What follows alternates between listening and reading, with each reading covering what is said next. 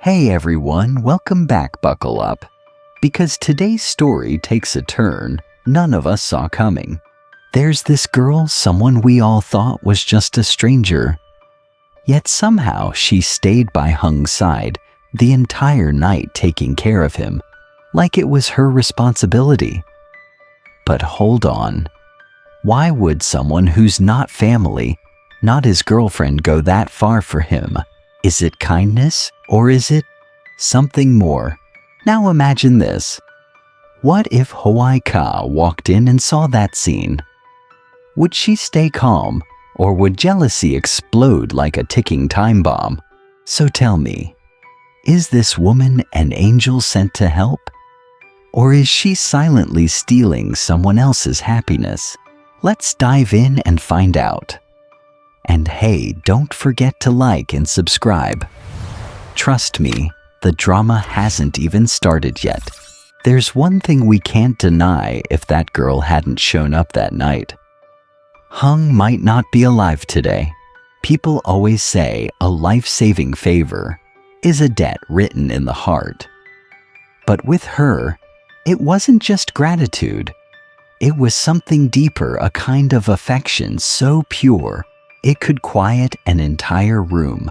After the village chief rushed out to buy milk for Hung, everyone assumed he'd just leave it by the bed and let Hung drink it when he woke up. But she didn't move.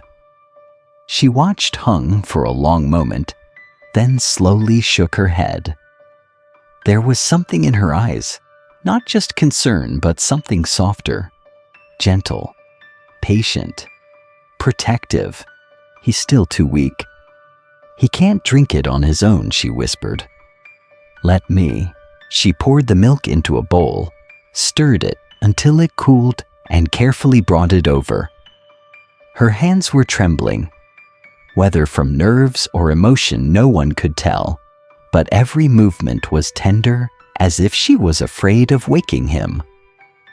She scooped a small spoonful and brought it to his lips. Come on, drink.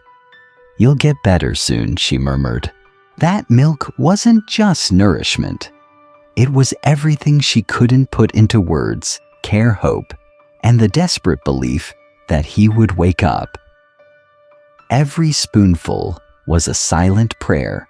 From across the room, the village chief watched quietly. His expression slowly shifted from surprise to understanding. This wasn't just kindness. The way she looked at Hung, that wasn't the look of a stranger. That was someone who cared deeply. When she finished feeding him, she let out a soft breath and sat beside the bed. Only then did she realize how exhausted she was. But her eyes never left him.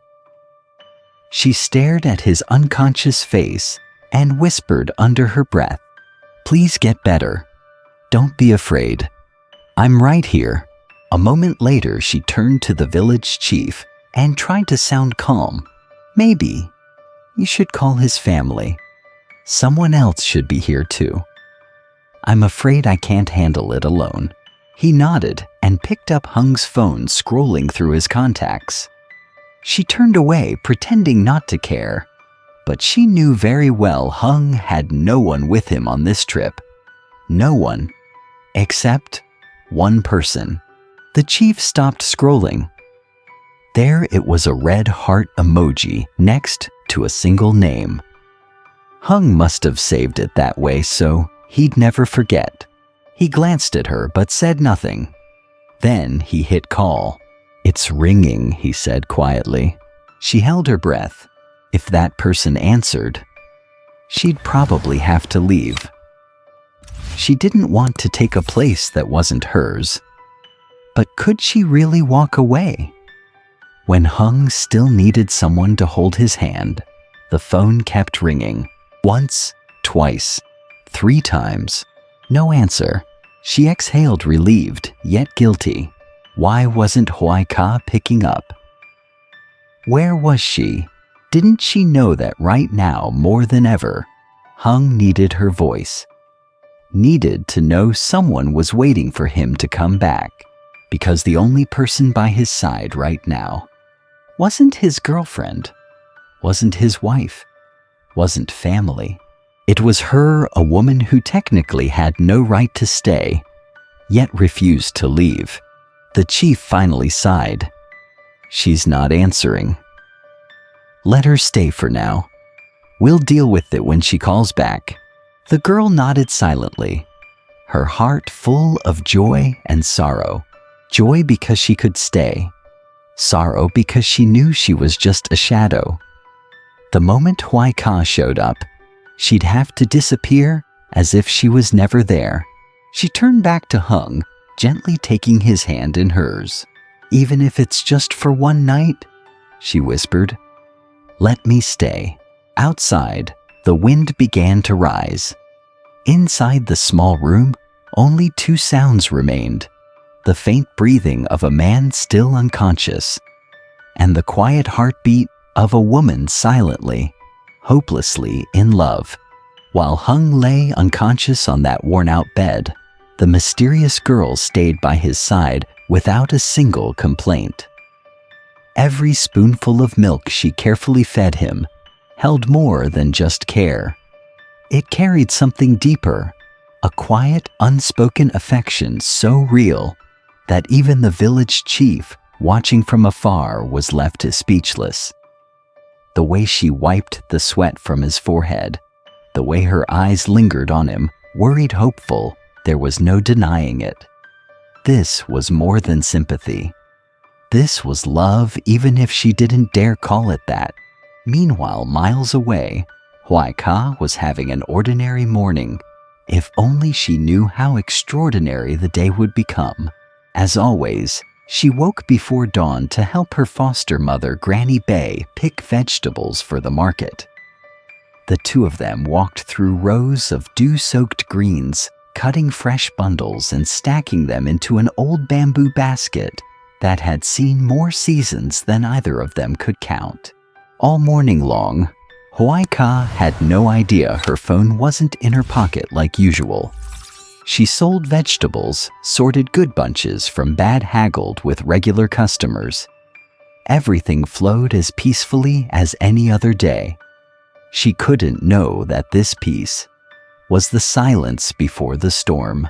In the crowded village market, where fishmongers shouted their prices over the laughter of women, hardened by years of survival, Hoai Ca laid out her vegetables and began arranging them neatly. Everything looked calm.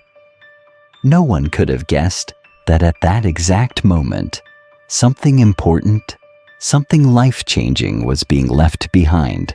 It wasn't until a customer reminded her about a special order that she reached into her pocket to check her notes, only to find it empty.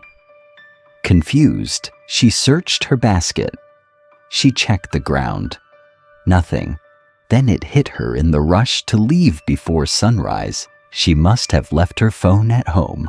Her heart sank, not because she was worried about business, but because of something else entirely. She had meant to call Hung. She had promised herself she'd check on him first thing this morning, just to hear his voice, to know he was okay. But now that call would have to wait.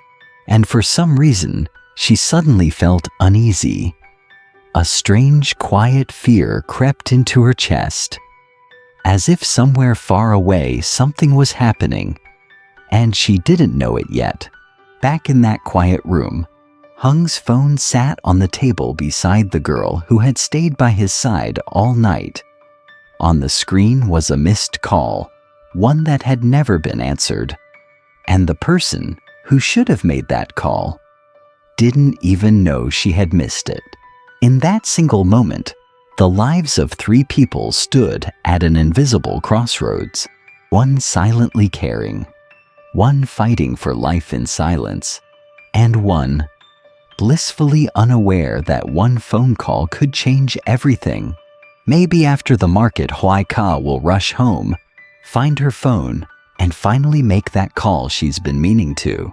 But when she does, who will answer? Will she hear Hung's voice or another woman's? And if it is a stranger, will she trust or will jealousy strike like thunder? Will she run to Hung or turn away forever? And what about the girl by his side? Will she tell the truth or keep her feelings buried in silence? All will be revealed in the next chapter. So tell me, if you were Hoai Ca, what would you do? And if you were that girl beside Hung, would you stay quiet or finally speak from the heart? Because soon we'll find out who truly holds a place in Hung's heart. Hà không thể thoát khỏi sự căng thẳng trong lòng. Tại sao Hoài Ca không về như đã hứa? Tại sao cô ấy không trả lời khi anh gọi tên cô? Có điều gì đó không ổn trong khu rừng quen thuộc mà họ đã đến nhiều lần. Khi Hà đi đón Tony, tâm trí anh cứ chạy đua về Hoài Ca. Anh cảm thấy như mình đang rơi vào vòng xoáy không lối thoát. Mọi thứ đột nhiên trở nên hỗn loạn trong tâm trí anh. Càng nghĩ càng rối bời. Điều gì có thể khiến Hoài Ca biến mất không dấu vết? Anh không thể để mọi chuyện diễn ra như thế này. Hà không muốn thấy Hoài Ca nguy hiểm thêm một lần nữa. Anh phải đi tìm cô bất kể thế nào. Nhưng Hà không dừng lại. Anh quyết định đi thẳng vào rừng. Mặc dù trong lòng nỗi lo sợ hãi không thẳng dâng trào, nhưng anh vẫn sẽ cố gắng tìm được cô. Liệu anh có thể tìm thấy Hoài Ca trước khi quá muộn? Anh đã gọi tên cô rất lâu nhưng không có tiếng trả lời. Không có dấu hiệu nào cho thấy cô ở gần. Mỗi bước anh đi dường như chỉ khiến bóng tối càng ngột ngạt hơn. Cảm giác bất lực khiến anh sợ hãi. Anh không thể đứng đó và không làm gì cả. Anh càng nghĩ, anh càng thấy bị mắc kẹt trong nỗi sợ. Hoài Ca vẫn an toàn chứ? Anh có thể tìm thấy cô trước khi trời quá muộn không? Những câu hỏi này vang lên trong tâm trí anh, khiến mỗi bước chân trở nên nặng nề hơn. Nhưng anh biết rằng